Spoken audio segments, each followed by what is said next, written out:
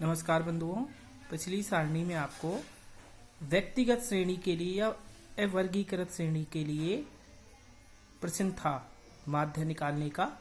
अब प्रश्न है वर्गीकृत श्रेणी के लिए, यानी कि वर्गीकृत बारंबारता आवंटन सारणी के लिए आपको मान कैसे निकालना है माध्य का। तो क्वेश्चन आपको ये दिया है, निम्न बारंबारता आवंटन का समांतर माध्य ज्ञात करो। Distribution frequency distribution table, find the mean.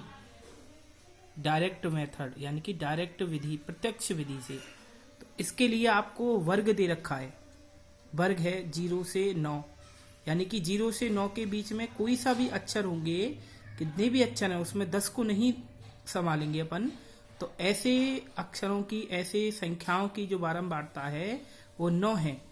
ऐसे ही 10 से 20 में इसमें 20 नहीं गिना जाएगा, इसकी बारंबारता 12 है। ऐसे ही 20 से 30 इसकी बारंबारता 15 है। 30 से 40 इसकी बारंबारता 10 है और 40 से 50 इसकी बारंबारता 14 है। ये जो प्रश्न है इसका आपको बारंबारता आवंटन सारणी इसको कहते हैं। इस बारंबारता आवंटन सारणी की सहायता से आपको माध्य निकालना है। तो आपने यहाँ सारणी का निर्माण किया, इसमें इस तरफ आपको वर्ग लिखनी है। तो जितने भी वर्ग इसमें दिए हैं, इसमें 5 वर्ग दिए हैं। प्रथम समूह, प्रथम वर्ग 0 से 10, द्वितीय वर्ग 10 से 20, तृतीय 20 से 30, चतुर्थ 30 से 40 और पंचम 40 से 50। इनकी बारंबारता 9, 12, 15, 10, 14। इन बारंबारता को अपन एफ फॉर फ्रीक्वेंसी अर्थात इसकी बारंबारता, फ्रीक्वेंसी इंग्लिश में इसका नाम है एफ आई का मतलब, आई का मतलब है यहाँ नंबर। ये प्रथम समूह की बारंबारता है F1। ये द्वितीय समूह की बारंबारता है F2। F1 9 है, F2 12 है, F3 15 है, F4 10 है, F5 14 है। अब यहाँ मध्यमान 9th क्लास में आपने जो बहुभुज चित्र बनाई थी, उस बहुभुज चित्र में आप ध्यान कीजिए कि आपने मध्यमान निकाला था। इन दोनों वर्गों को जोड़कर 0 से 10 इसको जोड़िए 10, इनका आधा कीजिए 2 का भाग देकर।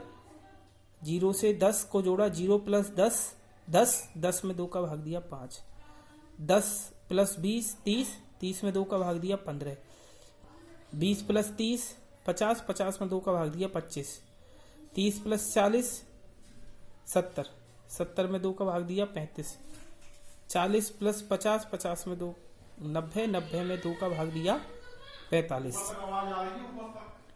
इसमें 9 इंटू 5 9 पंजे 45, यानी कि FI XI जो समय निकाला था आपने, यानी कि मध्यमान का भी यहाँ बारंबारता से गुणा करना है। 9 इंटू 5 9 पंजे 45, 12 इंटू 5 15, 12 इंटू 15 किए तो 180, 15 इंटू 25 375, 10 इंटू 35 350, 14 इंटू 45 630। यानी कि ये जो सारणी के मान है, ये जो टेबल के मान हैं, इनको आपको क्रमशः जमाना है। यानी कि डिजिट के नीचे डिजिट, इकाई अंक के नीचे इकाई अंक, दहाई अंक के नीचे दहाई अंक, सैकड़ा अंक के नीचे सैकड़ा अंक। तो इन सभी का जो मान सिग्मा FI XI का जो मान आ जाएगा वो आ जाएगा 1580। इनका जब जोड़ करोगे तो इनका मान आएगा 1580।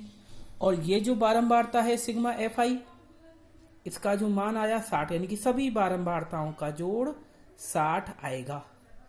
तो माध्य निकालने का जो सूत्र है, माध्य निकालने का डायरेक्ट विधि से भी वही, प्रत्यक्ष विधि से भी वही सूत्र है, sigma FI XI upon sigma FI।